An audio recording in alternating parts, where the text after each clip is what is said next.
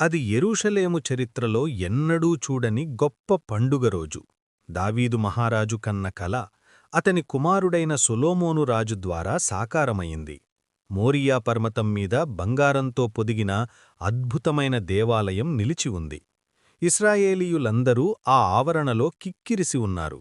గాలిలో అంతులేని నిశ్శబ్దం మరియు భక్తిభావం నిండి ఉన్నాయి.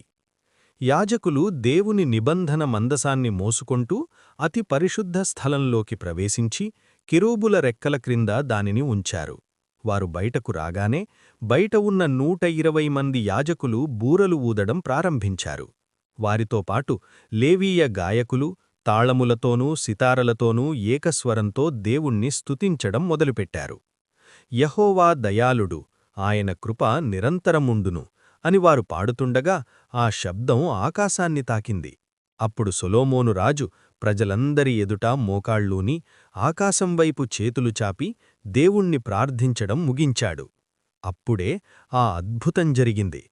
అందరూ చూస్తుండగానే ఆకాశం నుండి అగ్ని దిగివచ్చింది. అది పీఠం మీదున్న దహనబలులను దహించివేసింది. అదే సమయంలో ఒక దట్టమైన మేఘం ఆ మందిరాన్ని నింపివేసింది. అది సాధారణమైన పొగ కాదు, అది సాక్షాత్తు యెహోవా తేజస్సు. ఆ మహిమ ఎంత ప్రకాశమానంగా, ఎంత బలంగా ఉందంటే లోపల ఉన్న యాజకులు సేవ చెయ్యడానికి నిలబడలేకపోయారు. దేవుని సాన్నిధ్యం ఆ ఆలయాన్ని సంపూర్ణంగా ఆవరించింది. ఈ అద్భుతాన్ని చూసిన ఇశ్రాయేలీయులందరూ భయభక్తులతో నేలమీద సాష్టాంగపడ్డారు. రాళ్లతో కట్టబడిన ఆ ఆలయంలోకి యుగయుగాల దేవుడు నివసించడానికి దిగివచ్చాడని వారికి అర్థమయింది.